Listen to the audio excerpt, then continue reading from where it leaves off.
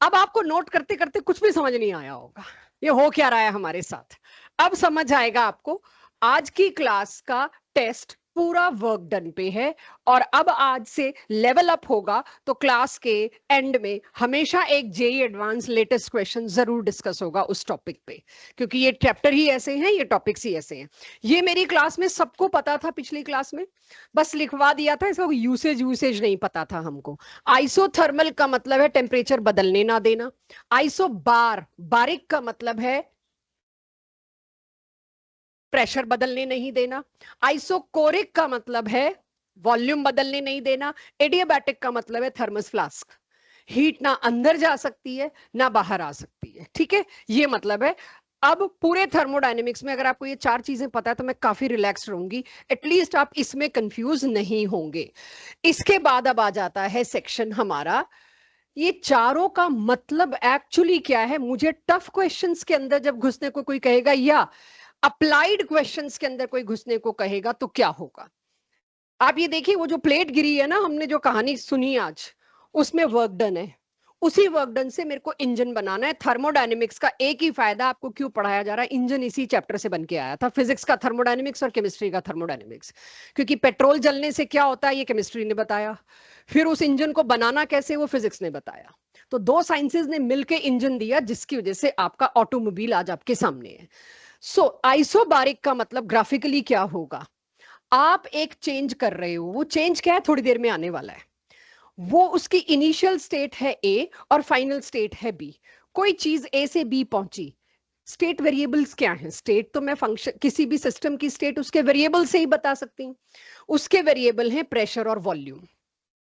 तो जब मैं ए से बी में गई गुनीश, तो क्या चीज चेंज हुई, प्रेशर चेंज हुआ। अगर आज की क्लास आप सुन लेते ना, सारे थर्मोडायनेमिक्स में एक ही लाइन बोलोगे, मैम बहुत इजी और बहुत इंटरेस्टिंग चैप्टर है, सभी के लिए कह रही हूँ। ए से बी में प्रेशर चेंज हुआ, देख के बताओ। प्रेशर चेंज हुआ, मेरा सवाल मत बदलो। नहीं हुआ। थोड़ा मुझे आप लोग यही चाहिए बच्चों, ठीक है। प्रेशर तो सेम ही रहा। तो क्या मैं कह सकती हूँ ये प्रोसेस आइसोबारिक था, लेकिन प्रोसेस तो हुआ है। ए से बी में कोई चीज तो गई है, जो भी चीज ए से बी में गई है उसका चेंज क्या हुआ है, वॉल्यूम। कोई भी एक वेरिएबल चेंज हो रहा है, दोनों भी हो सकते हैं, कोई भी एक वेरिएबल चेंज हो रहा है मतलब स्टेट तो चेंज हो रही है। और मैंने बता दिया जी, इसका इनिशियल वॉल्यूम ये, फाइनल वॉल्यूम ये। बी से ए में भी आ रही होती तो भी आइसोबारिक ही था, और इनिशियल वॉल्यूम तब ये होता और फाइनल वॉल्यूम ये होता। इसी तरह से अब मैं कहूं आइसोकोरिक। आइसोकोरिक का क्या मतलब है, ऐसा चेंज। तो पहला सवाल ही आपसे पूछा जाएगा, एक चार ग्राफ देके आइडेंटिफाई आइसोकोरिक चेंज। तो आइसोकोरिक चेंज इसमें क्या, आप ए से बी में गए, ए से बी में जाने में प्रेशर तो टपाक से लो हुआ है। पनव गुनीश और अटेंशन मत लो मुझसे, यहीं रहो, ठीक है। इसमें क्या है, ए से बी जाने में this is final pressure, this is initial pressure, pressure घटा दिया। लेकिन वॉल्यूम का क्या हुआ, नो चेंज। आइसोकोरिक मतलब delta V is zero. Identify कर लेंगे ग्राफ में, आज का सारा टेस्ट ही ग्राफ पे है, ये ग्राफ ही ग्राफ है आज। यहां देखिए, दोनों वेरिएबल बदल रही हूं मैं, ध्यान से देखिए। अब बन तो चुका ही है आपके पास, तो वो तो मेरे को स्ट्रेस ही नहीं है, नोट कर रहे हैं हम लोग। बी से ए या ए से बी, एरो बताएगा मैं चेंज कहां से कहां कर रही हूं। मैं चेंज अब के कर रही हूं ए से बी। इस चेंज में पहले तो देखिए V1 V2, वॉल्यूम क्या हुआ है, घटा है।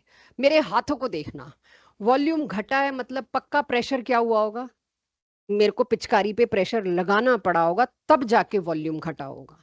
तो मैंने ग्राफ बड़ा सोच के बनाया, मैं उल्टा नहीं बना सकती थी कि मैम ये क्या कमाल कर रहे हो, वॉल्यूम भी बढ़ रहा है और प्रेशर भी बढ़ रहा है। कुछ जगह ये भी होता है, ऐसी बात नहीं है। आप टायर में हवा भरोगे तो वहां आप प्रेशर भी बढ़ा रहे हो और टायर का वॉल्यूम भी बढ़ रहा है। मैं ये नहीं कह रही कि ऐसा होता नहीं है, हम भरेंगे इस चैप्टर में, गाड़ी के टायर में भी हवा भरेंगे। बट अभी के लिए अगर ए से बी में कोई चीज जा रही है तो आपको ग्राफ को देखना है, उसमें वॉल्यूम क्या है, घट रहा है। प्रेशर क्या हो रहा है, जस्ट। अब इसके अंदर ए, सॉरी हाँ, वॉल्यूम घट रहा है। अगर आप देखिए तो प्रेशर, प्रेशर का क्या हो रहा है, ये है मेरा इनिशियल प्रेशर P1, क्योंकि इनिशियल स्टेट इज ए। और ये क्या है मेरा फाइनल प्रेशर, यस प्रेशर बढ़ रहा है। ठीक है, तो अब आपके पास ग्राफ को देख के आपको पता चला जी या तो प्रेशर भी बदल रहा है और वॉल्यूम भी बदल रहा है। फिर मैं इस प्रोसेस को क्या बोलूं? आइसोकोरिक नहीं बोल सकती, आइसोबारिक नहीं बोल सकती। जब दोनों ही बदल रहे हैं तो ये दोनों नाम तो नहीं दे सकती। फिर मैंने किसी से पूछा इसमें टेम्परेचर बताना जरा, तो टेम्परेचर मैंने आपको क्वेश्चन में दिया एट कांस्टेंट टेम्परेचर। जब ये दो वेरिएबल्स बदल रहे हैं तो मेरे को तीसरा पूछना पड़ेगा। मैं स्टेट बता दी लेकिन कुछ कांस्टेंट है, मुझे बता दो भाई। टेम्परेचर इज कांस्टेंट, तो ऐसे चेंज को क्या बोलते हैं? आइसोथर्मल। वॉल्यूम पिचक रहा है गैस का, पहचान लो, गैस बोल रही हूँ सॉरी, जो भी सिस्टम है, वॉल्यूम तो कम ही हो रहा है, तो क्या मैं इसको कंप्रेशन या कॉन्ट्रैक्शन बोल सकती हूँ? इस वाले ग्राफ को देख के बताइए क्या मैंने इसको एक्सपेंशन सही लिखा है? मैंने इसके लिए वर्ड आइसोथर्मल तो है ही, अंडरस्टूड है, इसी की कॉपी है। क्या मैंने जो एक्सपेंशन वर्ड लिखा है वो सही है? ऑनलाइन में कौन कौन बच्चे हैं मेरे पास? मान्या, हरगुन, हरनूर, साइयांश, अथर्व। ओके जी, सही लिखा है। आप बताओ, ए से बी जाने में वॉल्यूम, ओके, ए से बी वॉल्यूम जाने में फैल ही रहा है। फैलना मतलब एक्सपेंशन, सिकुड़ना मतलब कॉन्ट्रैक्शन। अगर आपको ये पता है तो आज के लेक्चर में कंफ्यूज नहीं होंगे। तो ये चार ग्राफ एक ही साथ एक में दे दूं तो पहचान लेंगे। एडियाबैटिक, देखिए लास्ट क्लास में मैंने बोला था टेम्परेचर और हीट को एक लेके चलना मत, ये बड़ा धोखा है, वो टाइम के साथ साथ मैं क्लियर करूंगी। तो मैंने फिर से एक ऐसा ग्राफ दिया जिसमें प्रेशर भी बदल रहा है, दिख रहा है, वॉल्यूम भी बदल रहा है। ना आइसोकोरिक है ना आइसोबारिक है, आइसोथर्मल है ये मैं दे देती हूँ आपके पूछने पे कि हाँ होगा आइसोथर्मल। नहीं भी दिया मैंने, आपने मेरे से पूछा कोई वेरिएबल कांस्टेंट है क्या, तो मैंने आपको कहा बच्चों एडियाबैटिक है। एडियाबैटिक का मतलब क्या है? हीट का चेंज जो है वो change is zero. Change constant नहीं है, बालको उल्टी बात पे जा रहे हो। चेंज इज जीरो, ना हीट ली जा रही है ना हीट दी जा रही है। तो ऐसी प्रोसेस जिसमें वर्क डन का, सॉरी, जिसमें पीवी ग्राफ आपको ऐसा मिले, उसको एडियाबैटिक सोचना पड़ेगा बिना हमसे पूछे। अब हम नहीं बताएंगे, हमने बता दिया तो फिर क्या स्पेलिंग के लिए थोड़ी पूछ रहे हैं कि तुम्हें एडियाबैटिक की स्पेलिंग आती है कि नहीं। हमने अगर बोल दिया इसमें हीट चेंज जीरो है, अच्छा फिर तो एडियाबैटिक होगा, this is not going to be the thing. Shape, shape देख के आपको पता चलना चाहिए ना तो ये आइसोकोरिक है ना ये आइसोबारिक है। एडियाबैटिक हो सकता है, आइसोथर्मल बाद में बात करूंगी, लेकिन एटलीस्ट ये पता हो ये एडियाबैटिक हो सकता है कि नहीं है। वो भी ग्राफ आपसे बनवाया, एक ग्राफ आया होगा जिसमें सारी लाइनें इकट्ठी बनी हुई है, वो भी आपसे बनवाया है। तो ये चेंजेस का मतलब ये हुआ, किसमें हो रहा है ये चेंज वो बाद में बात करूंगी, लेकिन ये ग्राफ अभी बस जस्ट इसीलिए बनवा रही हूं कि मैं पहले लेक्चर में दे दूं। इसको यूज कब करूंगी आपको दिख जाएगा, लेकिन आपके पास इसका एक्सपोजर होना चाहिए। देखो ए सी और ए बी तो आपको कभी ट्रबल ही नहीं आएगी। अब आज के बाद और आज के टेस्ट के बाद इन दोनों में तो आप लोगों से गलती हुई तो वो बेवकूफी होगी, वो गलती नहीं होगी। आइसोथर्मल और एडियाबैटिक, यहां से आप समझना शुरू करिए। आइसोथर्मल का मतलब है हम उसका टेम्परेचर नहीं बदलने दे रहे, चाहे हीट आ जा रही हो। क्या इंक्यूबेटर्स और ये सब क्या करते हैं जो हीट प्रूफ होते हैं? ऐसा थोड़ी कि उसमें चाय ठंडी नहीं हो रही होगी, चाय ठंडी होती है, वो सराउंडिंग को देता है, बट मैंने ऑलरेडी उसको ऐसे इंक्यूबेटर में रखा है कि ये कितनी भी हीट देता रहे, उससे ज्यादा हीट मैं इसको दे रही हूँ। तो हीट का लेन देन चल रहा है, तभी वो टेम्परेचर कांस्टेंट रखे बैठा है। सो आप ये मत सोचिएगा टेम्परेचर नहीं बदल रहा तो हीट भी नहीं आ जा रही। हीट आ जा रही है, वो तो हमने एक्सटर्नल एजेंसीज लगा रखी है उसका टेम्परेचर मेंटेन करने के लिए। आपकी बॉडी का टेम्परेचर नहीं बदल रहा तो क्या मतलब है? आप हीट जनरेट नहीं कर रहे, इलॉजिकल बात है। आप की बॉडी हर वक्त 98 डिग्री फ़ारेनहाइट टेम्परेचर पे बैठी हुई है, 98.4। What does it mean? वो हीट एक्सचेंज नहीं कर रही। क्या बात कर रहे हैं आप? आपको क्या गर्मी स्किन के अंदर नहीं घुस रही आपकी, या सर्दी की वजह से आप अपनी आपकी बॉडी उसमें हीट नहीं फेंक रही? सब हो रहा है, हीट का एक्सचेंज हो रहा है, फिर भी आपकी बॉडी टेम्परेचर मेंटेन किए हुए। उसके लिए आपको एक एक्सटर्नल एजेंसी की हेल्प लेनी पड़ रही है, दैट इज खाना। आपको खाना सबसे पहले क्यों जरूरी है? आपके बॉडी टेम्परेचर को मेंटेन करने के लिए। सो वर्क डन, तो 2 दिन बाद हम वर्क डन, हीट और एनर्जी, टेम्परेचर, इन सबको इकट्ठा करेंगे एक एक चीज पढ़ के। सो आज के बाद मेरी क्लास में ये सवाल ना आए जब हीट एक्सचेंज नहीं हो रही मैम तो फिर टेम्परेचर कैसे बदल रहा है? एडियाबैटिक का मतलब तो आइसोथर्मल होना चाहिए, गलती से भी नहीं। Human body is best example. Adiabatic का मतलब आइसोथर्मल नहीं है। आइसोथर्मल में हीट एक्सचेंज हो रही है, एडियाबैटिक में टेम्परेचर बदल रहा है। ठीक है, ये मान के चलिएगा। वो उस टेम्परेचर का क्या हुआ, हमने दिया तो वो हीट क्यों नहीं बदली, कोई सवाल नहीं, धीरे धीरे सब आएगा। अभी क्लैरिटी, आइसोथर्मल जो होता है उसका ग्राफ हमेशा एडियाबैटिक के ग्राफ से ज्यादा एरिया कवर करता है। मैं बड़ा ऊपर ये नहीं बोल सकती कि कल को ये ना बदल दे तुम लोगों के लिए, फिर तुम कहो या तो ऊपर बताया था आपने, इधर आपने वॉल्यूम दे दिया। Area covered under the graph isothermal और रिवर्सिबल का हमेशा मैक्सिमम होता है। आज की क्लास इसी पे है। और एडियाबैटिक का ग्राफ के नीचे जो एरिया कवर हो रहा है वो हमेशा कम होता है। सबसे कम एरिया जिस लाइन के अंडर कवर हो रहा है वो लाइन कहलाती है एडियाबैटिक की। Out of these two, I am not talking about anything, out of these three, best is out of these three, इसके अंडर सबसे कम एरिया कवर हो रहा है वो निशानी है एडियाबैटिक की, और कोई निशानी नहीं है आपके सामने एक्चुअल इंजन में ला नहीं सकती, आपको दिखा नहीं सकती। तो सबसे कम एरिया जिस लाइन के अंडर कवर हो रहा है, इसी पे अब मैं क्लास लेने वाली हूँ, इसलिए ये मत सोचना ऐसा कुछ है जो मेरे को नोट करना चाहिए, बट ठीक है, it's okay, it's up to you. तो ये आपके पास चार ग्राफ में चारों को आइडेंटिफाई करने का तरीका आया। अब मैं चलती हूं इसके आगे। ये क्या चल रहा था इतनी देर से, PV graphs, heading PV graphs डाली होगी आप लोगों ने जब लिखवाया है। किसी भी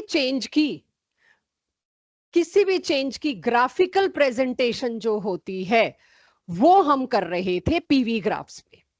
वो चेंज में मैंने दो ही वेरिएबल इस्तेमाल किया, प्रेशर और वॉल्यूम। उसके रिस्पेक्ट में क्यों भाई खाली प्रेशर वॉल्यूम क्यों आपने टी क्यू ये क्यों नहीं लिए, वो अब आपको समझ में आएगा, क्योंकि आज का टॉपिक है वर्क डन। तो अब हम समझते हैं वर्क डन बिल्कुल जीरो से, बिना इस टेंशन के कि कोई नोट कर रहा है। वर्क डन क्या होता है, किसी भी प्रोसेस चेंज आपकी रियल लाइफ में आपके आमने सामने वर्क डन होता है। किसी भी चेंज को करने के लिए जो काम किया गया, अब उठाना मत छोड़ दो, किसी भी चेंज को करने के लिए जो काम किया गया, अब वो चेंज क्या है, पानी उबल रहा है, राइट। मैं आपको ये कहूं, मैंने आपको कहा था पानी उबालेंगे एंड तक, उसी से वो प्लेट जिस दिन गिरेगी उस दिन चैप्टर खत्म हो जाएगा। आपने एक पैन रखा जिसमें पानी भर के रखा और आपने पानी उबालने के लिए जो भी सोर्स यूज किया। पानी उबालने में काम क्या हो रहा है, चेक। पहले तो जो वाटर लिक्विड के मॉलिक्यूल्स थे उनके बीच के वेंडरवॉल फोर्सेस कौन से, हाइड्रोजन बॉन्डिंग तोड़ने पड़ेंगे, और सारे धीरे धीरे धीरे सभी के टूटेंगे। तो क्या उनको तोड़ने में काम नहीं हो रहा, काम तो हो रहा है, लेकिन उस काम को नहीं मैं कह रही, वो कुछ और है। जैसे ही ये हाइड्रोजन बॉन्ड ब्रेक हो जाएंगे तो वाटर का क्या होगा, वाटर स्टीम बनने की तरफ आएगा, वाटर एक्सपैंड होगा। जब कोई चीज गैस बनती है एक्सपैंड होती है, एक्सपैंड करने के लिए वाटर के मॉलिक्यूल्स को काम करना पड़ेगा। ये है वो वर्क डन। एक्सपेंशन आया था ना वर्ड अभी, पहले तो वाटर काम करेगा उस प्लेट तक पहुंचने के लिए। तो मेरे कोयले का 20% हिस्सा तो इसी बात में इस्तेमाल हो गया। पहले तो कंटेनर गर्म किया जी, वेस्ट, टोटल वेस्ट, कंटेनर की तह गर्म होगी पहले, फिर पानी गर्म होगा। आपने 40 डिग्री पे पानी लिया, आपको 100 डिग्री पे पहुंचाना है, उसमें मेरी हीट सारी वेस्ट हुई, कोयला वेस्ट हुआ। फिर जो वो पानी जो वाटर है वो स्टीम बनना शुरू होगा, वो होगी प्रोसेस बॉइलिंग। बॉइलिंग के बाद जो स्टीम बनी, स्टीम फिर फैलेगी, फैल के ऊपर तक जाएगी, कंटेनर के ऊपर जो ढक्कन रखा है उस पर जाएगी। जब उस स्टीम को फैलना है, वो है उसको काम करना कि अब मेरे को कंटेनर की दीवारों को तोड़ना है या निकलना है।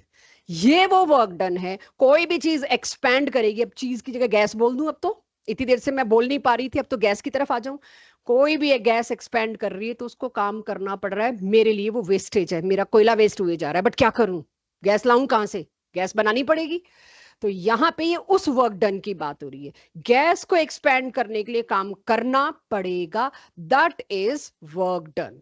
तो अब ये जो वर्क डन है ये पाथ फंक्शन होगा। कैसे, आप इसके लिए गैस मत सोचिए, आपके लिए सोचिए।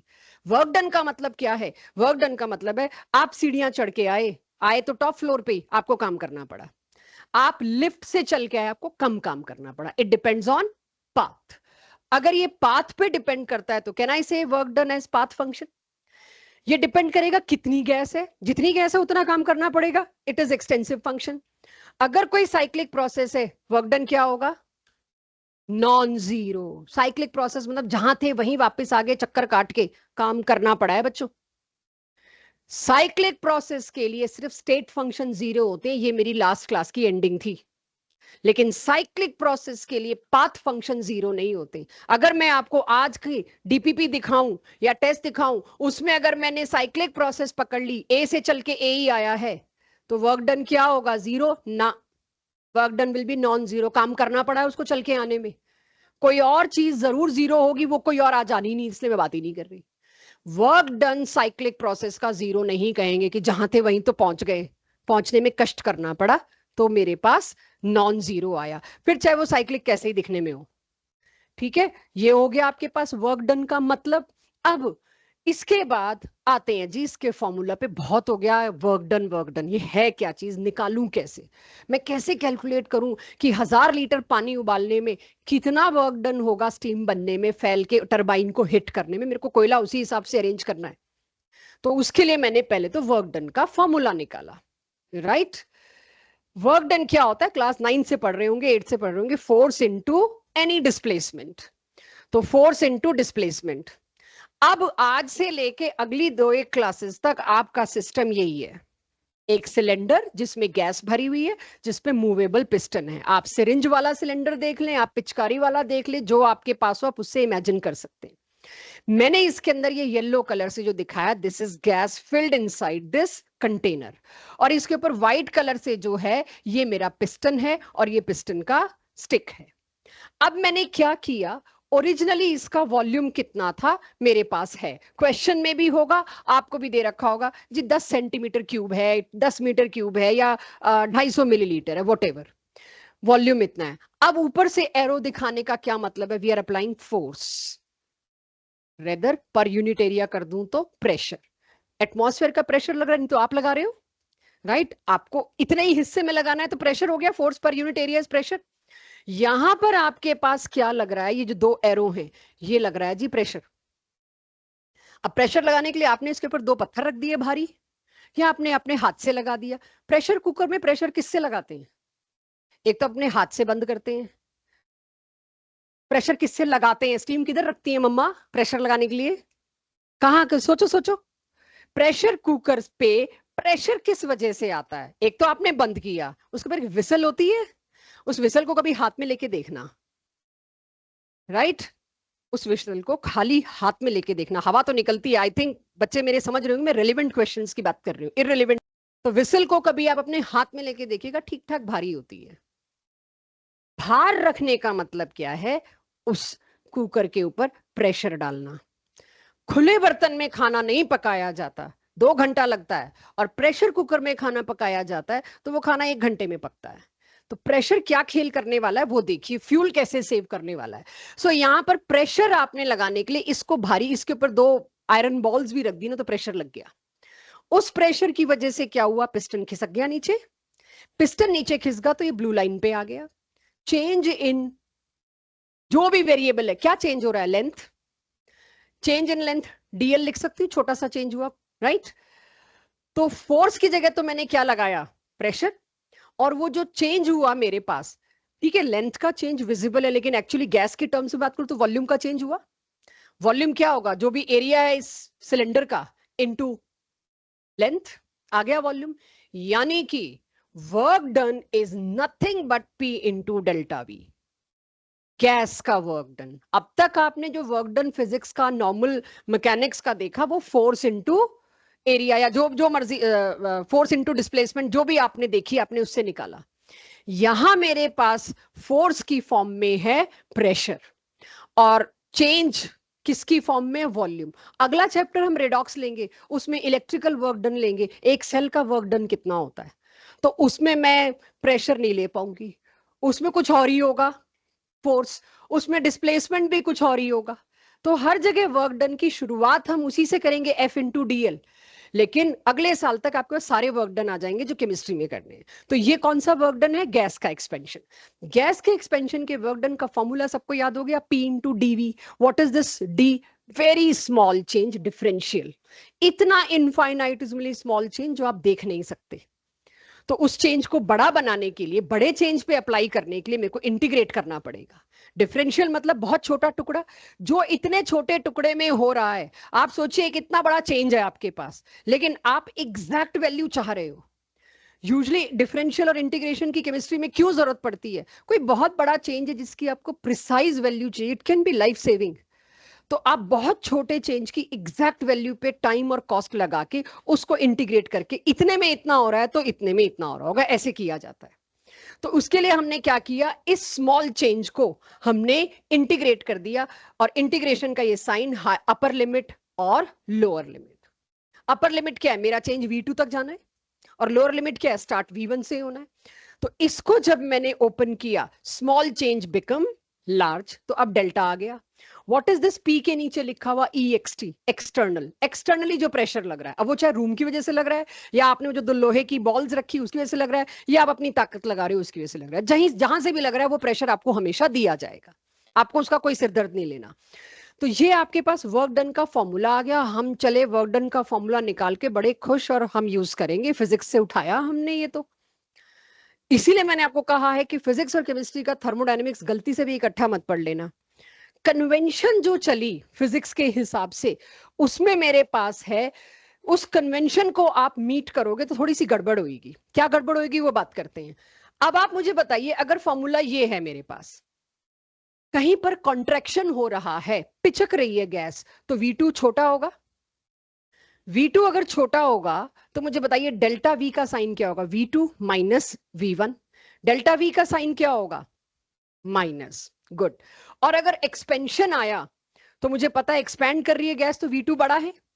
V2 बड़ा है मतलब V2 minus V1, work done की वैल्यू पॉजिटिव में आएगी। आज तक तो मेरे को यही नहीं पता था वर्क डन की वैल्यू नेगेटिव भी हो सकती है। फर्स्ट चैप्टर में आपको ये नहीं पता था एनर्जी की वैल्यू नेगेटिव हो सकती है। बोहर ने दी ना इलेक्ट्रॉन की एनर्जी की वैल्यू नेगेटिव, कुछ जुगाड़ लगा के, कुछ मजबूरी में।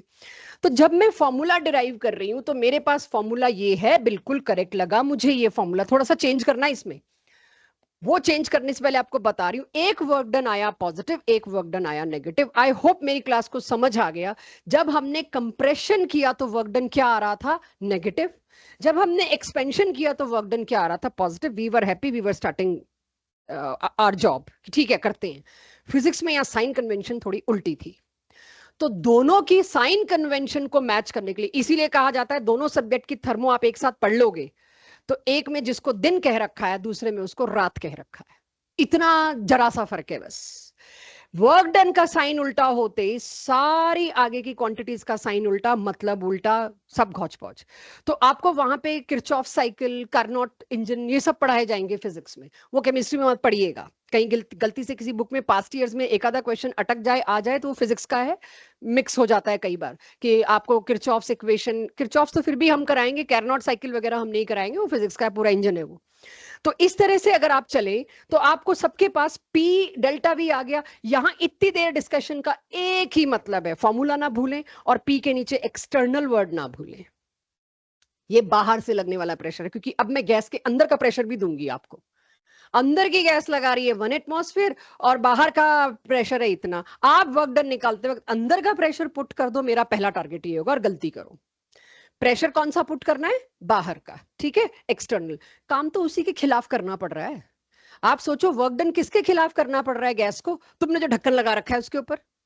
तो वर्क डन तो बाहर के प्रेशर के अगेंस्ट होगा, अंदर वाला तो उल्टा उसको हेल्प कर रहा है, राइट। चलिए, अब आप लोगों से ये डिस्कशन हो गया, लिख चुके होंगे शायद ये भी, कॉन्ट्रैक्शन में वर्क डन मेरा तो आ रहा है नेगेटिव, और एक्सपेंशन में वर्क डन मेरा आ रहा है पॉजिटिव।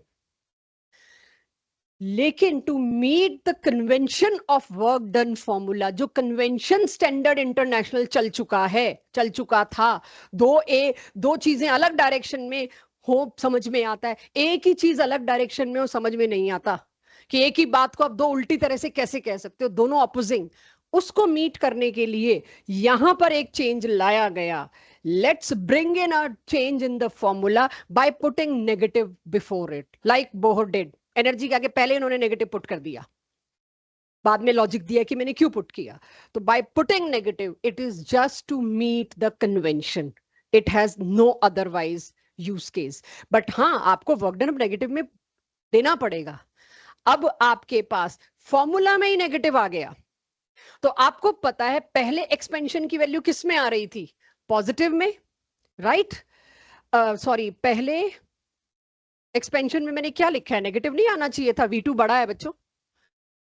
अच्छा, ये मैंने आपको कन्वेंशन, आप ये देखिए, कॉन्ट्रैक्शन अगर होता है V2 छोटा, और डेल्टा का मतलब क्या है, V2 माइनस V1। ठीक ही लिखा है, आई एम सॉरी, मेरे को लगा मैंने कन्वेंशन लिख दी है ऊपर।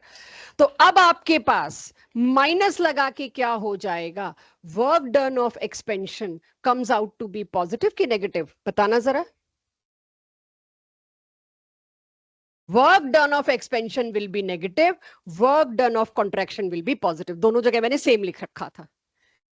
अब मैंने चेंज कर दिया, तो आपने जो भी नोट किया होगा उसमें कर लेना। अब आप सुनिए एक बात, work done of expansion negative, तो आपसे अब मैं सवाल जो पूछूंगी, एक न्यूमेरिकल दूंगी, आप उसमें वर्क डन निकालोगे मल्टीप्लाई करके दो चीजों को, उसके साइन से आपको बताना पड़ेगा ये work is done on the gas है या work is done by the gas है। वो कौन बताएगा, आपका न्यूमेरिकल का वैल्यू का साइन बताएगा। Work is done on the gas क्या होगा, contraction. Work is done by the gas क्या होगा, एक्सपेंशन। तो यहां अब आप ब्रैकेट में लिख लीजिए, this is work done by the gas. अब सिस्टम आपका गैस ही है, क्योंकि हमें तो स्टीम से ही काम है और किसी से काम ही नहीं है। और वर्क ऑफ कॉन्ट्रैक्शन में मतलब क्या होगा, work done on the system या ऑन द गैस। तो जब भी सिस्टम ने काम किया फैलने के लिए, मेरा तो नुकसान ही हुआ, वर्क डन का वेस्ट ही हुआ कोयला, इसीलिए नेगेटिव। मेरे लिए तो वेस्टेज है ना, कि जो स्टीम जितना एक्सपैंड करने में और हीट मांग रही है, मैं कह रही हूँ भाई जल्दी पहुंच प्लेट तक, प्लेट गिरे और मेरा टरबाइन मूव हो, it is loss to me. That's why उसके आगे मैंने नेगेटिव से याद रख लिया कि बात सही है, वो तो नेगेटिव ही होना चाहिए था। Work of expansion means negative, work of contraction means positive, contraction means on the gas, expansion means by the gas. Done, settled. चलिए, अब इसके बाद नोट नहीं कर पाए थे शायद, 6 स्लाइड पे पहुंचे थे आप लोग, जब मैं कहूंगी तभी नोट करेंगे, उससे पहले नहीं नोट करेंगे। कल को कोई मेरे को कहता है वर्क डन की यूनिट्स चाहिए, nobody should be noting, मेरी स्पीड फास्ट होगी, और मेरे टेस्ट में मेरे को खराब काम नहीं चाहिए आपका, ना मेरे कॉन्सेप्ट। बढ़िया है, गिरे ही रहने देना, एक एक करके सारे गिरा लो और उठाना मत बस, ठीक है। यूनिट, SI यूनिट इसकी वर्क डन की वही होगी जो अब तक आप देखते आ रहे हैं, दैट इज जूल्स या कह लो न्यूटन मीटर, ठीक है। My point is work done का फॉर्मूला मेरे को क्या करना जूल्स का, मेरे को तो न्यूमेरिकल तुम केमिस्ट्री में इससे मांगने वाले हो, तो मेरी यूनिट वर्क डन की क्या होगी। अक्सर केमिस्ट्री में आपको प्रेशर किस में देंगे, एटमॉस्फेयर, रेयर होगा पास्कल में दे दूं, और वॉल्यूम किस में दिया जाएगा, लीटर। तो मेरे वर्क डन की यूनिट तो एटमॉस्फेयर लीटर है। मजाल किसी क्वेश्चन में आपका वर्क डन एटमॉस्फेयर लीटर में हम एक्सेप्ट कर लें, नहीं करेंगे, कभी नहीं करेंगे, आपको जूल्स में कन्वर्ट करना पड़ेगा, वही प्रैक्टिस मेरे को अब करानी है डीपीपी के न्यूमेरिकल्स की। लेकिन आपको कॉमन यूनिट यहां क्या मिलने वाली है, atmosphere litre, bar litre, pascal metre cube, तो वही ऐसा ही हो गई।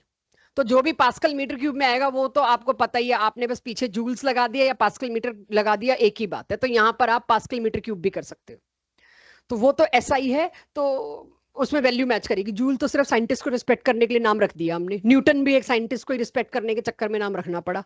एक्चुअल नाम अगर केमिस्ट्री से पूछो तो पास्कल मीटर क्यूब होना चाहिए था, एक्चुअल जो सिंबल है। तो ये तो ऐसा ही है, इसके लिए तो कोई टेंशन नहीं।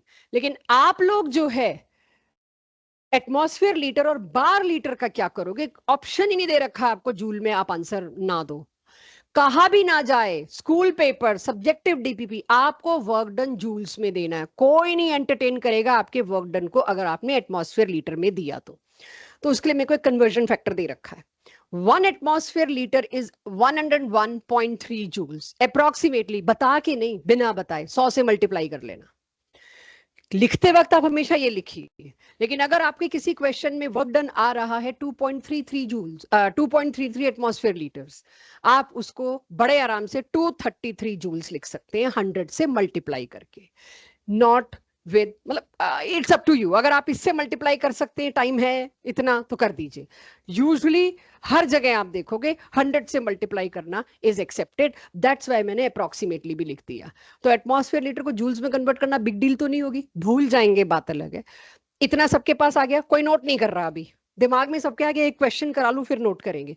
ये क्वेश्चन जो आपको लास्ट क्लास में डीपीपी दी गई शायद उसका पहला या दूसरा क्वेश्चन है, डोंट ओपन इट, करने की जरूरत नहीं है, मैं यहाँ पे सारे डीपीपी के क्वेश्चन ऑलरेडी नोट किए हुए हूँ। अब आपका पहला क्वेश्चन क्या है इसमें से, इफ अ गैस एक्सपैंड्स, जैसे ही मैं वर्ड एक्सपैंड पढ़ूंगी ना, मेरे को पता होना चाहिए, मेरे आंसर में नेगेटिव आना चाहिए, नहीं आया पक्का मेरे से कोई मिस्टेक हो रही है। तो यहाँ पे 1 लीटर से 5 लीटर गई 10 एटमॉस्फेरिक प्रेशर पे, आप इसका वर्क डन निकालिए। मेरे को, क्योंकि आप लोगों को कराना है, मेरे को सारा लिखना है कि कैसे, आप तो सीधे फॉर्मूला लिख के यहाँ पे ऊपर से ही देख लोगे कि वॉल्यूम चेंज कितना हुआ 4 लीटर और प्रेशर कितना है 10 एटमॉस्फेयर, आंसर -40 एटमॉस्फेयर लीटर है। बट आई नो मुझे इसको कन्वर्ट करना पड़ेगा और मैंने इसको कन्वर्ट करके जूल्स में ला दिया, दिस इज माई आंसर। कोई मेरे से, ये कई बार ये भी हो सकता है एक्सपैंड ना देके वॉल्यूम दे दें, ठीक है, खुद सोचो 1 से 5 जा रहा है तो एक्सपेंशन है, मैं क्यों बताऊं, पर पहला क्वेश्चन इसमें सब कुछ बता रही हूँ। तो ये आपके पास पहला क्वेश्चन, मुझे लगता नहीं ये क्वेश्चन आपको नोट करना चाहिए, ये डायरेक्ट फॉर्मूले का यूसेज है, क्या करना चाहिए वो भी मैं आपको बताऊंगी। मैं इंग्लिश टू हिंदी करूं तो आप मुझे बताना वैल्यूज, ये एक बार आपको बताना पड़ेगा, आपके लिए पहली बार है।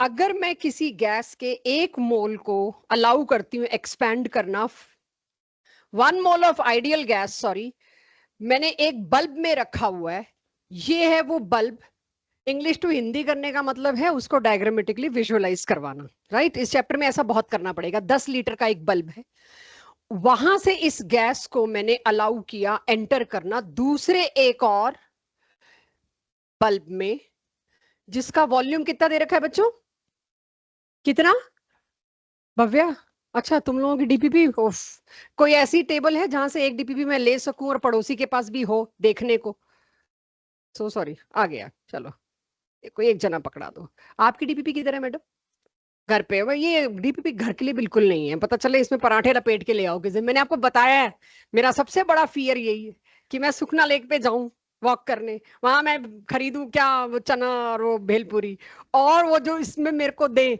वो मेरी डीपीपी हो, ये मेरा जिंदगी का सबसे बड़ा फियर है कि मैं झेल नहीं पाऊंगी मेरी डीपीपी में चने बिक रहे हैं। तो जिनके ये घर पे है, धीरे धीरे इधर उधर हो जाएगी, रद्दी में जाएगी, रद्दी में बेचना पड़ेगा, recycling of paper is important, जलाएंगे थोड़ी माँ बाप, तो मेरे को किसी दिन अगर मिला ना ऐसा कुछ, तो मैं तुम ही दोनों को याद करने वाली हूँ जो छोड़ के आए, ये तुम्हारे ही घर से गया है वहां पे, प्लीज डीपीपी को यहाँ लाया कीजिए, बड़ा खून पसीना एक करते हैं हम इसके लिए। चलिए, यहाँ जो मैंने दूसरे कंटेनर में डाला है उसका वॉल्यूम है कितना, 100 लीटर। क्या कोई और इंपॉर्टेंट इंफॉर्मेशन थी इस लाइन में जो मैंने मिस की, किसमें प्रेशर दे रखा है, छोटे छोटे वाले में, ओके, इसका 1 बार दे रखा है, और बड़े वाले का प्रेशर कितना बोल रखा है, क्योंकि 1 बार तो इंटरनल प्रेशर है बच्चों, मैंने आपको अभी बताया, मैं आपको एक्सटर्नल प्रेशर पे घेरने वाली हूं, ये तो गैस का प्रेशर है, 10 लीटर कंटेनर में एक गैस थी जिसका प्रेशर था 1 बार, इस गैस को एक्सपैंड करना मैंने अलाउ किया इस ट्यूब के थ्रू एक और बड़े कंटेनर में, बड़े बल्ब में, उसका प्रेशर क्या है, नहीं दे रखा, कोई और शब्द जिसको मैंने यूज ही नहीं किया अभी तक, 1 मोल ठीक है, और कुछ आइडियल गैस, और कुछ, इवैक्यूएटेड है, क्यों नहीं पढ़ रहे इस शब्द को, इवैक्यूएटेड का मतलब क्या होता है, एकदम खाली, नहीं नहीं नहीं नहीं, इवैक्यूएटेड का मतलब ये बिल्कुल नहीं यहां से यहां खाली कर दिया, इसको इवैक्यूएटेड नहीं कहते। इवैक्यूएटेड आप general day to day life में देखें कि हमने लोगों को एक्सट्रैक्ट किया किसी सिचुएशन से, उसको कहते हैं इवैक्यूएट। इवैक्यूएशन का मतलब होता है कंप्लीट, पूरा उठा लिया, आधा नहीं। इवैक्यूएटेड मतलब इसके अंदर कुछ भी नहीं है, कुछ भी नहीं है, टोटल खाली है, इवैक्यूएटेड बल्ब। अगर कुछ भी नहीं है तो प्रेशर किस बात का, वैक्यूम है, अगर कुछ भी नहीं है तो मैं क्या बोलती हूं, वैक्यूम।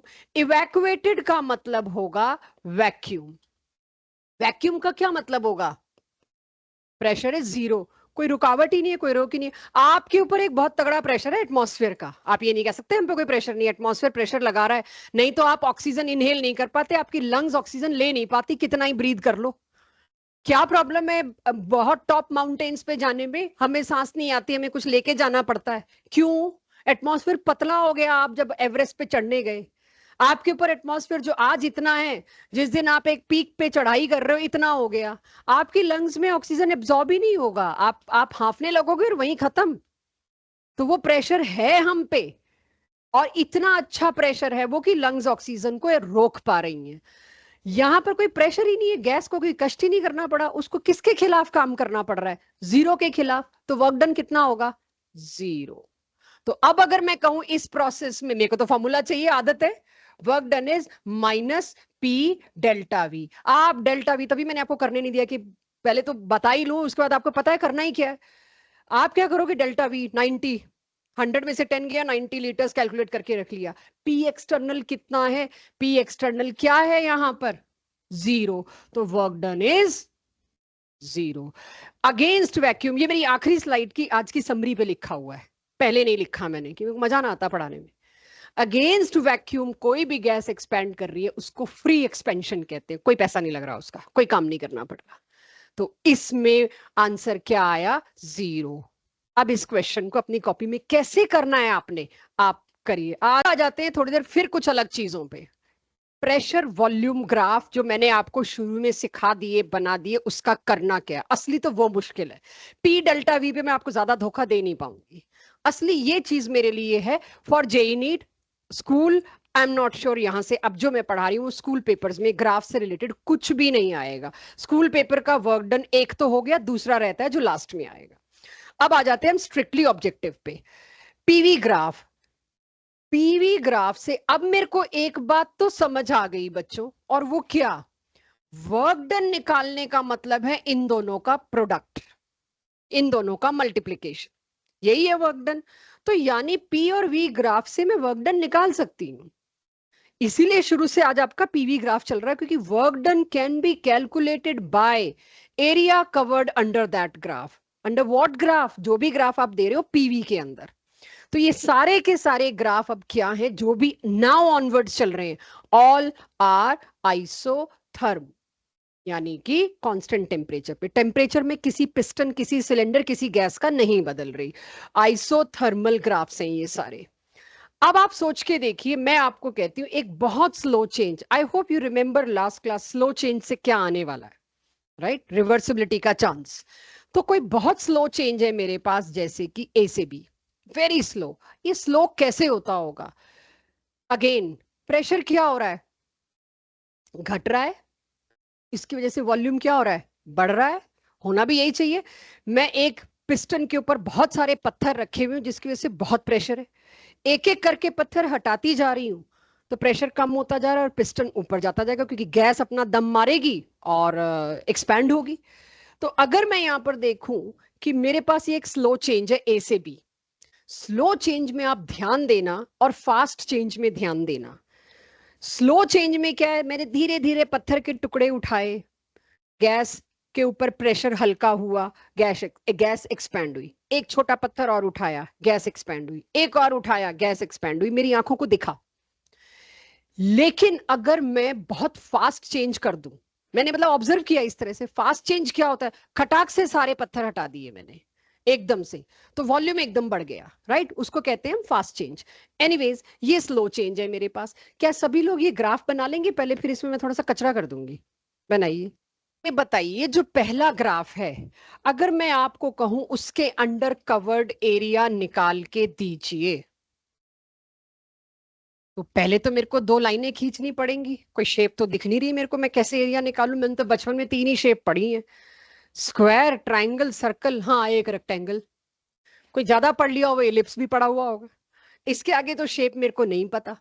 ठीक है, अब इसका मैं क्या करूं? इसके अंडर कवर्ड एरिया को मैं कैसे निकालूं मैथमेटिकली? तो क्या मैं एक लाइन और खींच दूं यहां पे, तो मेरे लिए एक हेल्प हो जाएगी। A B C D E, जब मुझे पता है P और V को मल्टीप्लाई ही करना है तो ग्राफिकली मतलब मैं उसका एरिया रिपोर्ट कर रही हूं।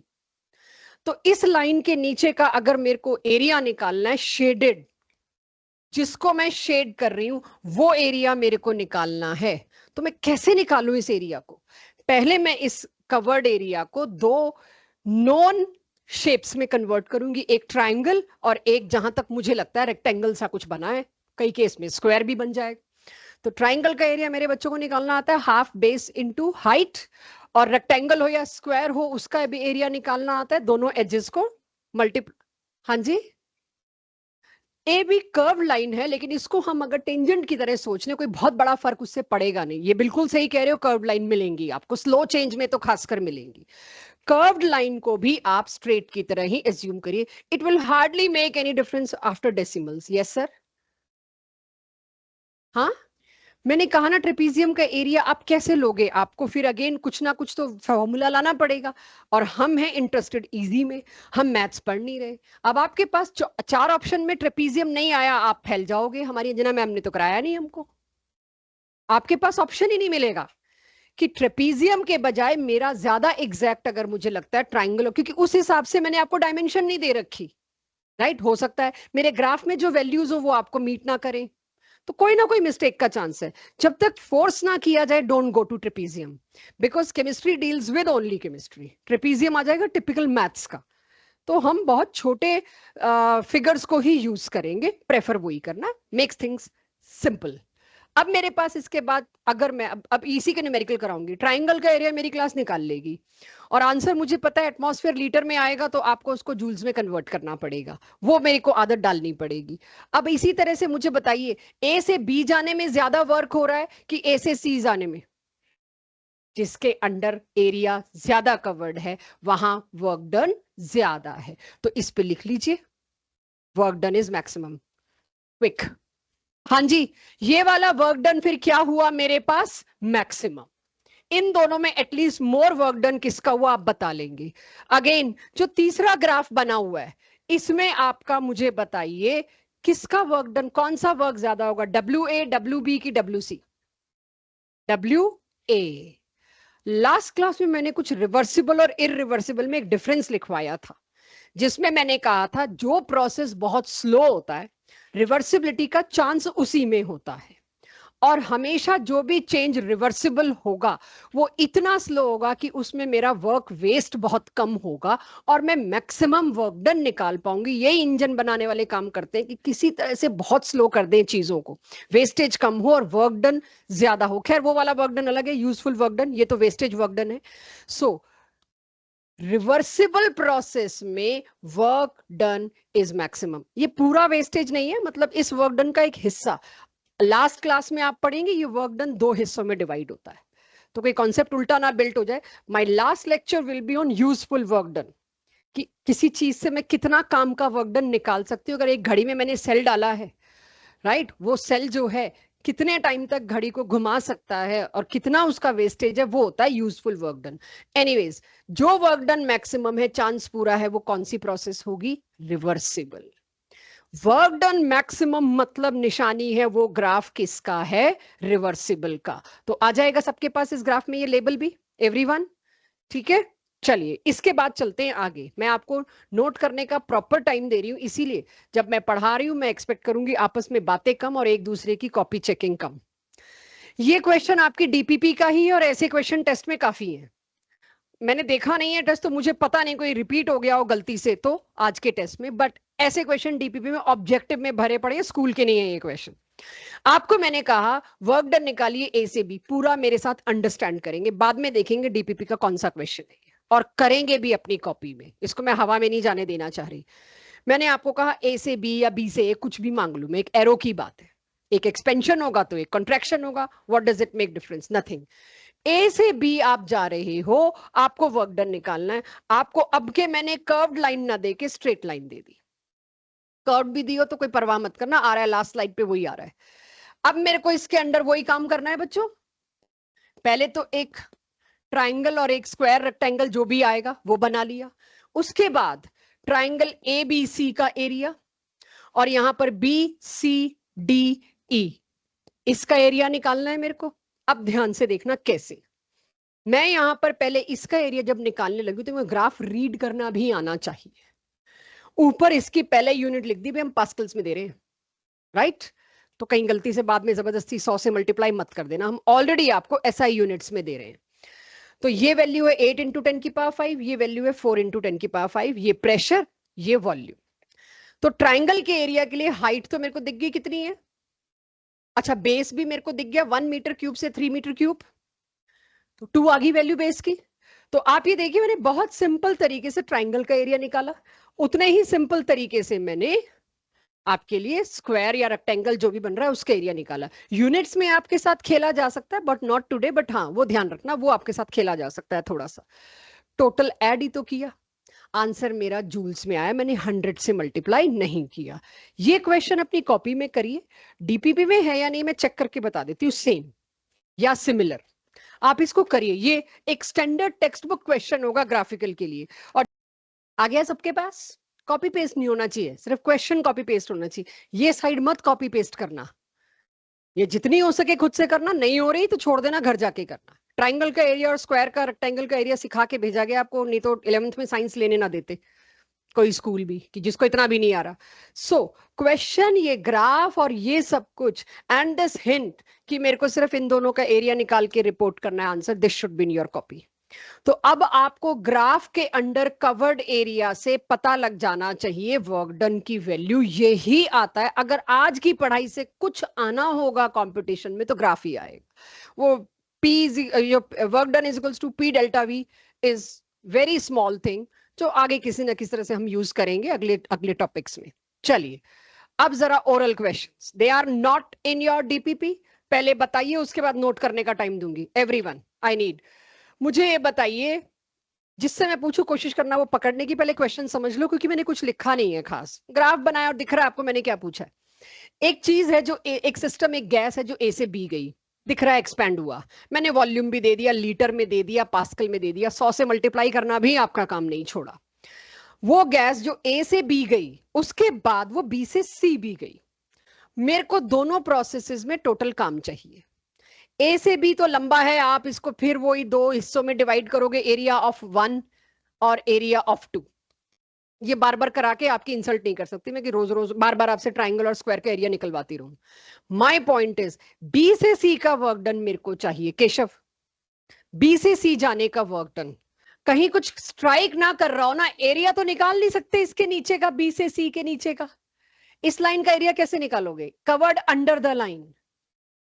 तो बी और बी से सी जाने में क्या एरिया आ रहा है? कवर्ड 0, एरिया तो कवर ही नहीं कर रहा कुछ। बट यार मेरे को तो नहीं आया ये, मेरे को क्या पता, मेरे को कैसे स्ट्राइक करता? आपने पहला एग्जांपल है, मेरे से पूछ कैसे लिया?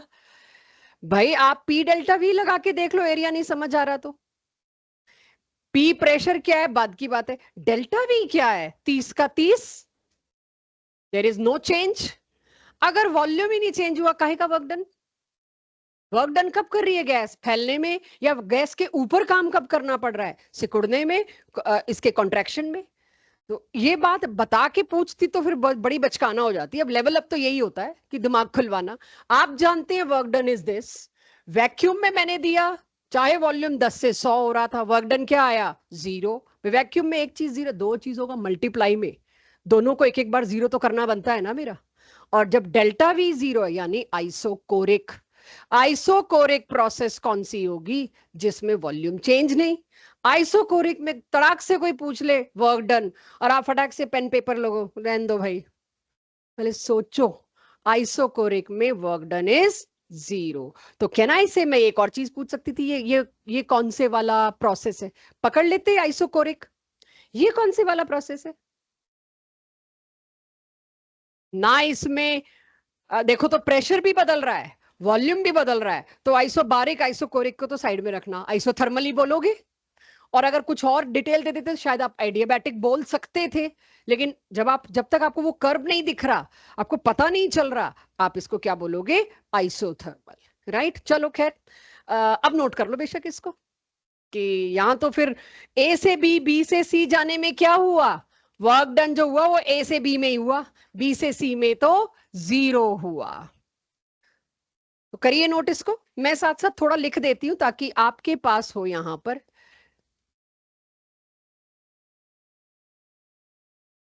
भाई बातें कम करो लड़कों।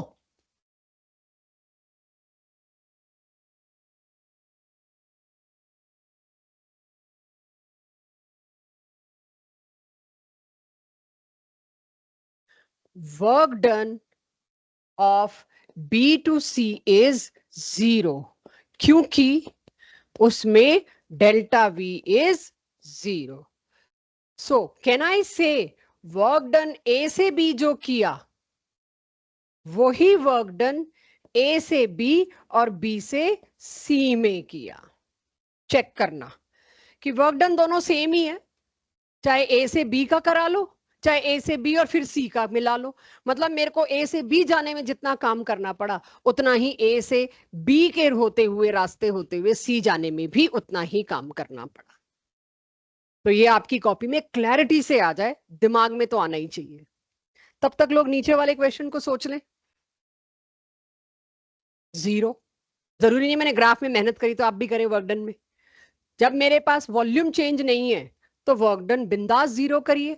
इवैक्यूएटेड सिचुएशन है, वैक्यूम है, अगेंस्ट नथिंग है, तो आप वर्क डन 0 करिए। फ्री एक्सपेंशन की तरह सोचिए उसको।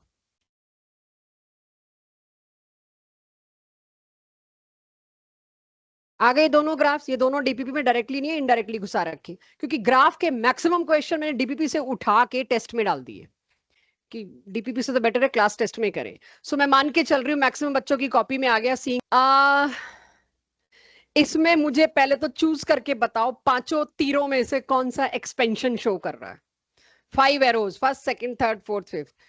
थर्ड वाला एक्सपेंशन शो कर रहा है। मुझे याद ही नहीं आ रहा मैंने किस चीज के लिए बना रखा है ये।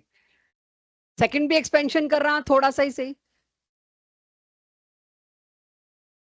लास्ट भी कर रहा है भाई। चलो इसका मतलब ये क्वेश्चन नहीं होगा, रुको।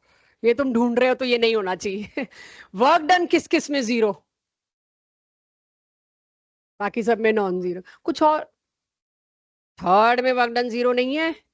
थर्ड इज, अरे गुड, एक चीज याद आ गई। थर्ड में क्या हो रहा है, वॉल्यूम तो बदल रहा है बच्चों। ठीक है, एक ही प्रेशर पे खटाक से हो रहा है फास्ट चेंज। ये है मेरे पास फास्ट चेंज। स्लो चेंज क्या होता है यहीं पर मैं बना दूं, जब बात आई है कि आप मेरे से बाद में पूछें। कर्व में जब भी आएगा वो होगा स्लो चेंज, क्योंकि दोनों बदल रहे हैं, प्रेशर और वॉल्यूम। और इसमें जब तक मैं प्रेशर का बदलना देख पाऊं तब तक वॉल्यूम बदल चुका होता है। तो वो तो हम मानते हैं। आप ये सोचिए प्रेशर का बदलना क्या होता है। आपने एक गैस को एक्सपैंड करने के लिए छोड़ना है, पिस्टन के ऊपर आपने पत्थर रखे हुए हैं, आपने एक्सटर्नल प्रेशर कितना नापा, जो भी था नाप लिया, सारे पत्थर एक साथ हटा दिए, गैस एक्सपैंड हो गई। आपके लिए दूसरा प्रेशर तो है ही नहीं, खटाक से आपने हटा दिया, राइट। तो जो भी ऐसे प्रोसेस आ रही है straight, that is mostly very fast. अंदर अंदर मैं इसीलिए ठीक है अंडर यहाँ पे, अब मैं यहाँ पे अंदर हिंदी वाला लिख नहीं सकती थी कि कवर्ड क्या लिखूं, इनसाइड लिख देना चाहिए है ना। तो इनसाइड लिख दो, it is not under, inside. Under is wrong word hair, नहीं होना चाहिए। एरिया इनसाइड स्क्वायर, स्क्वायर के अंदर शेडेड, तो स्क्वायर का एरिया आता है।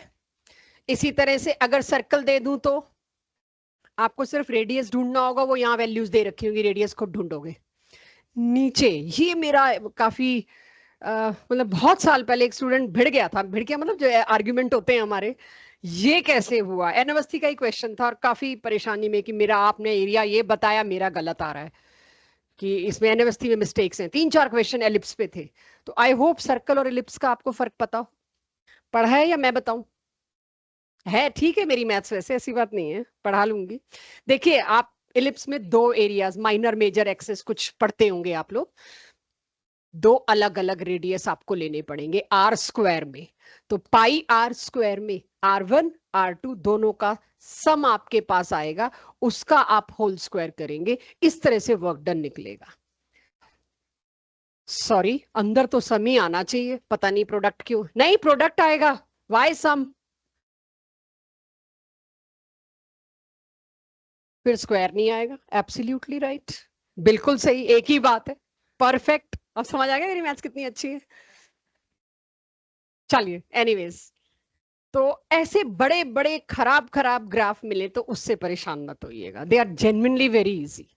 वर्क डन में आप लोगों को हर तरह का ग्राफिकल ट्रैप मैंने दिया ताकि आप बड़े डायग्राम्स देख के परेशान ना हो, और इससे आपका दिमाग तो खुलेगा कि कुछ अलग मैंने डिफरेंट शेप दे डाली तो आपके पास वो होनी चाहिए। बाद में कंफर्म कर लेंगे हम, आप लोग जो कंफर्म कर रहे हैं ना डायरी से, वो बाद में करेंगे।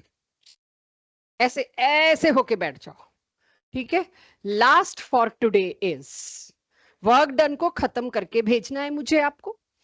तो लास्ट फॉर टुडे इज, अगर वर्क डन इन कंडीशंस में हो, ऐसी कौन सी कंडीशन है जो अब तक मैं लाई नहीं इनमें ऊपर लिखी हुई कंडीशंस में? आइसोथर्मल तो आज काफी आया, पीवी ग्राफ सारे आइसोथर्मल थे, लेकिन आज मैंने इसके बारे में बात नहीं की।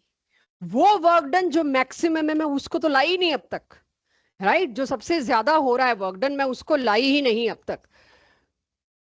तो अब मैं लेके आ रही हूं work done under isothermal reversible expansion. अगर आइसोथर्मल है, एक्सपेंशन है, जहां मैंने एक्सपेंशन लिखा है अंडरस्टूड है, वहां कॉन्ट्रैक्शन है, बस एक साइन बदलना है। तो ये मत सोचना इस सिर्फ फॉर्मूला एक्सपेंशन का है। Expansion is a popular word जिसको हमने यहाँ पे पिक कर लिया। तो एक्सपेंशन के साथ कभी यहाँ पे कॉन्ट्रैक्शन लिखा नहीं जाता। It gives a too much information look, कि इतनी भी देने की क्या जरूरत है, प्लस के अलावा नेगेटिव ही तो होता है। अगर सिक्के की एक साइड हेड्स है तो दूसरा टेल्स ही होगा, कौन बताता है? तो ये वही बात होगी, एक्सपेंशन है तो वहां पे कॉन्ट्रैक्शन भी है।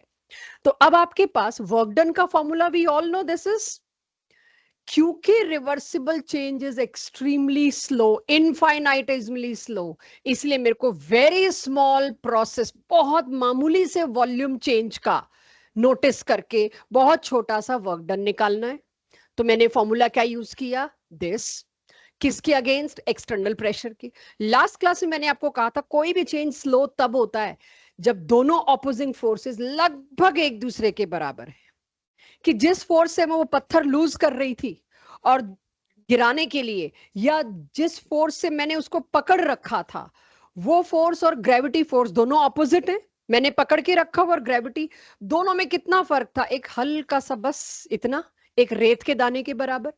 यानी प्रेशर दोनों ऑपोजिट साइड का जो फोर्स है वो लगभग बराबर सा होता है जब भी कोई चेंज रिवर्सिबल है। रिवर्सिबल चेंज में पी डेल्टा वी फॉर्मूला नहीं लगेगा, यही आज के टेस्ट की प्रैक्टिस होगी, हर जगह नहीं पी डेल्टा वी चिपकाना।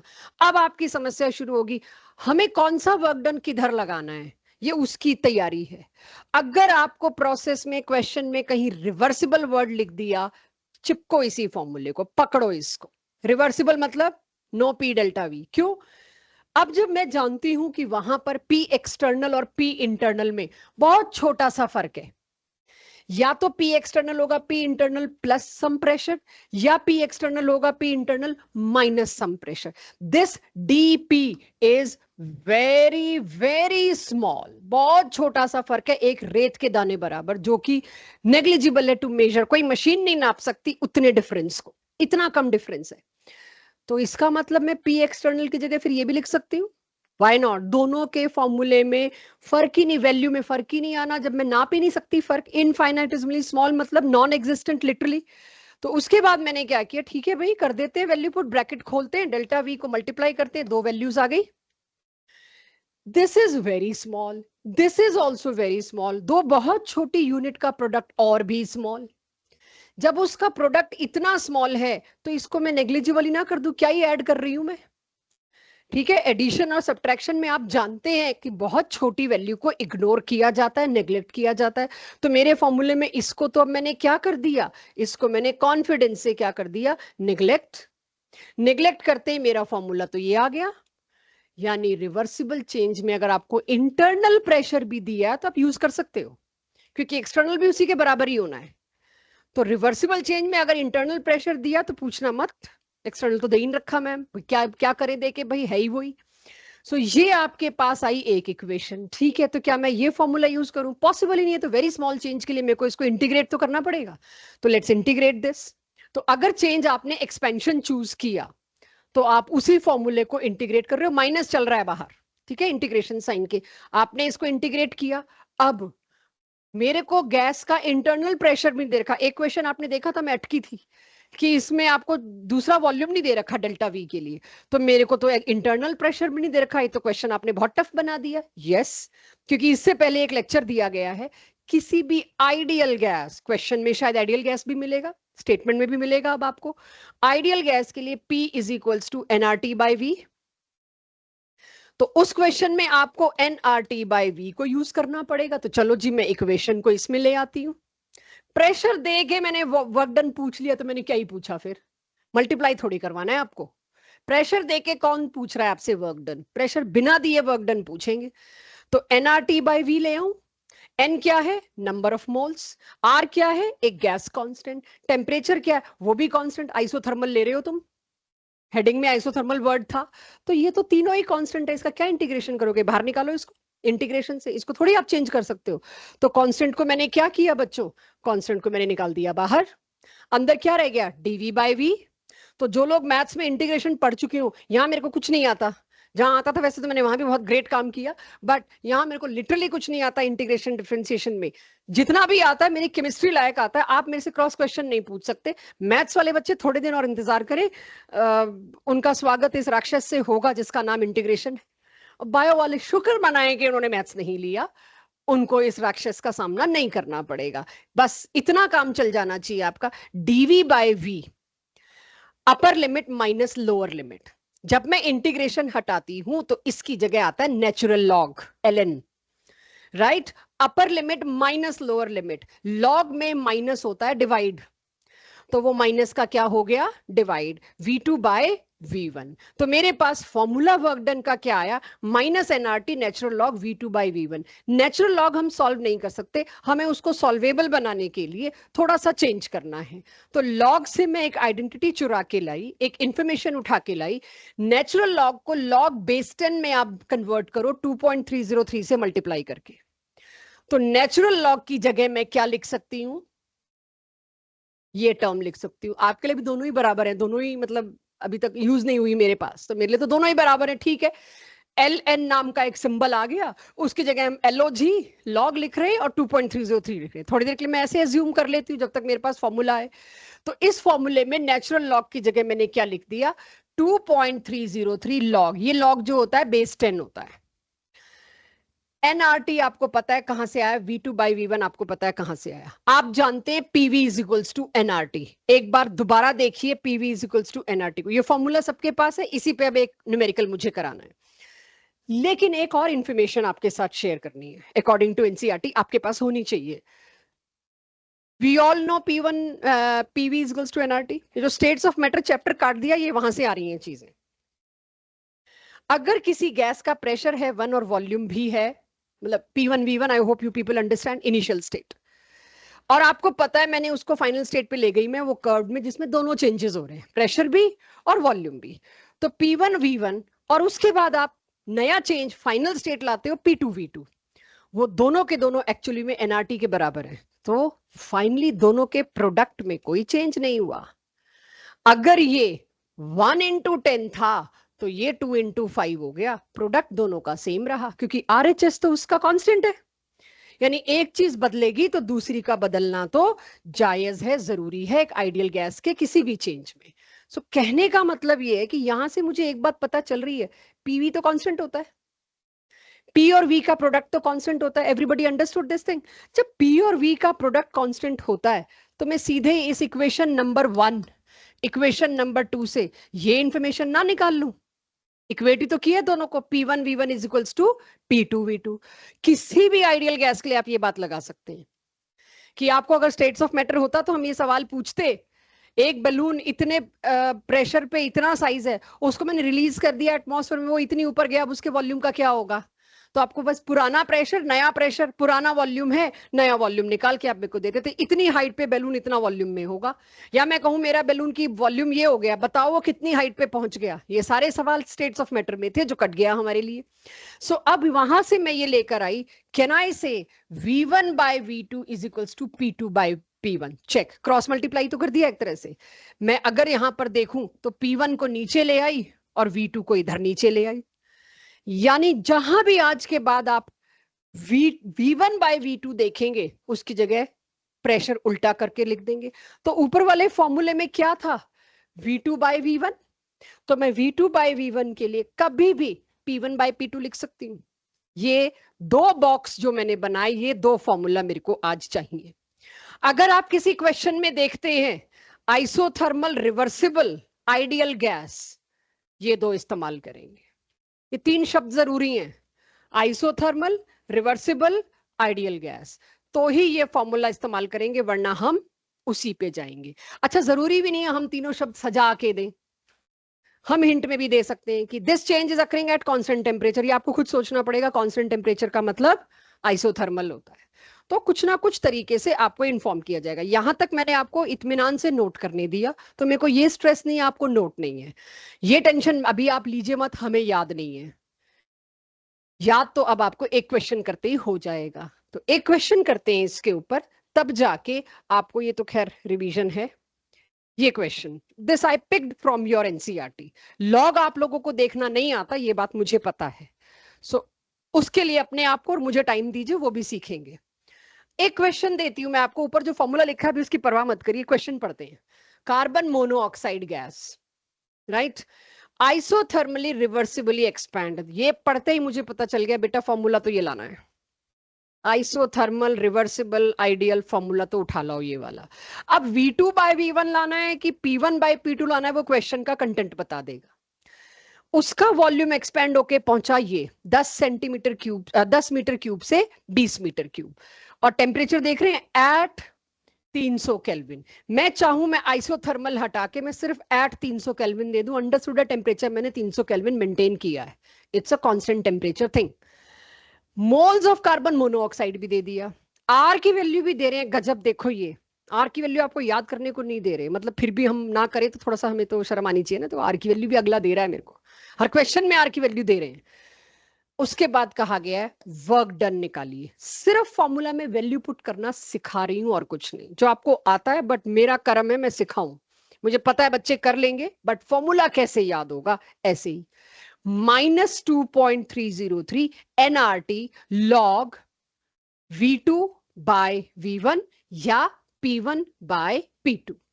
तो मैंने सिंपल क्या किया, 2.303 माइनस नहीं भूलना मैंने, 2.75 क्या है NRT का N, R क्या है, लिखने में तो यही लिखिए, फिर सॉल्व करने में चाहे 8.3 ले लीजिएगा इसको, ठीक है, लिखने में तो यही लिखिए। टीवी दे दिया, बढ़िया मल्टीप्लाई आने वाला आपके पास, right, no calculators are allowed. log 20/10, तो पहले तो मैं इसको काट पीट के log 2 बना लूंगी। आज की डेट में तो मैं लॉग सिखा नहीं सकती आपको, क्योंकि लॉग टेबल सबके पास नहीं है। अगली क्लास तक मैं उम्मीद कर रही हूँ 20-25 बच्चे लॉग टेबल ले आएंगे तो मेरा काम चल जाएगा, मुझे सिखाना तो पड़ेगा। लॉग 2 की वैल्यूज लॉग टेबल से देख के हम आपको बताएंगे, बोर्ड्स में स्कूल पेपर्स में ऐसे लिख के दी जाती है लॉग 2 की वैल्यू, लॉग 3 की, लॉग 4 की, लॉग 5 की। वो करते क्या है, क्वेश्चन पेपर के एंड में 8-10 लॉग की वैल्यू दे देते हैं, इनके अलावा कोई और यूज नहीं होगी, तो वो खुद आपको ढूंढनी होती है। log 2 की वैल्यू होगी 0.301, तो ठीक है, हमने log 2 की वैल्यू पुट कर दी इसके अंदर, आंसर आ गया दिस। मैं अब चेक करूंगी मेरा आंसर माइनस में आना चाहिए, क्योंकि क्वेश्चन में एक्सपैंड बोला है, तो मुझे पता लगेगा मैं कोई गलती तो नहीं करके आ रही। कई बार बच्चे इसका उल्टा करके, वो अभी आगे आएगी लॉग की कुछ आइडेंटिटीज, बहुत कुछ करके पता है एक्सपैंड है, फिर भी उनका आंसर पॉजिटिव आ रहा होता है। तो वो ट्रबल कहां खड़ी होती है, लॉग में। अगर आपने log 20/10 की जगह 10/20 कर दिया, आपका आंसर उल्टा हो जाएगा, क्योंकि ये जो है log 2 के बजाय क्या हो जाएगा, log 1/2। डेसिमल्स का log नेगेटिव में आ जाता है, तो यहां नेगेटिव आ गया तो ये नेगेटिव कट के आपका प्लस आएगा, तो आप चेक करने के लायक होगे अगली क्लास से मैंने पक्का लॉग में कोई गलती की है, वरना मल्टीप्लाई की गलती से माइनस प्लस तो इधर उधर नहीं हो सकता। तो इस तरह से अब ये देखना ये डीपीपी में कौन सा क्वेश्चन है, सब्जेक्टिव में चेक करना, कार्बन मोनोऑक्साइड पे है कोई क्वेश्चन, 6th क्वेश्चन। तो एग्जैक्टली मैंने 6th क्वेश्चन कर लिया, अभी इसको कोई नोट नहीं कर रहा, क्योंकि ये अब आप अपने आप करेंगे, कोई नोट नहीं कर रहा इसको। एक बार सिर्फ चेक करना ये कौन सा क्वेश्चन है डीपीपी का, शाइला नोट करना, नींद भगा रही हूं तुम्हारे। 10th, तो 7th और 10th दोनों है। पढ़े जरा 10th क्वेश्चन को। 2 मोल्स तो मेरे को क्या दे दिया, n दे दिया। टेम्परेचर 27 डिग्री, तो मैं 273 ऐड कर दूंगी इसके अंदर, तो लगभग 300 केल्विन मेरे को टेम्परेचर दे दिया। प्रेशर भी दे दिया, देखते हैं जरूरत है कि नहीं, बट प्रेशर दे दिया। मेरे फॉर्मूले में मेरे को जरूरत पड़ेगी तो सोचेंगे। कंप्रेस किया आपके गैस को isothermally reversibly till final pressure is 10। तो इनिशियल प्रेशर दे दिया P1, फाइनल प्रेशर दे दिया P2। तो वर्क डन के लिए कौन सा फॉर्मूला इस्तेमाल करोगे? बस दिक्कत है कि अभी आपको लॉग सॉल्व करना नहीं आता, तो क्या लॉग 1/10 तक पहुंच जाएंगे बच्चे? अगर लॉग 1/10 तक पहुंच जाएंगे तो आप मेरी अगली क्लास में घुसने के लिए एलिजिबल हो, आपको ये करा दिया जाएगा। लॉग 1/10 वैल्यू लाने तक इसका लॉग कैसे देखते हैं, that is my headache now. काफी लोगों ने तो हाथ खड़ा कर दिया था कि हमें लॉग देखना आता है, तो जिनको लॉग देखना आता है वो चाहे तो घर से करके आए इसको, नहीं तो अगली क्लास में यहीं से पिक करूंगी।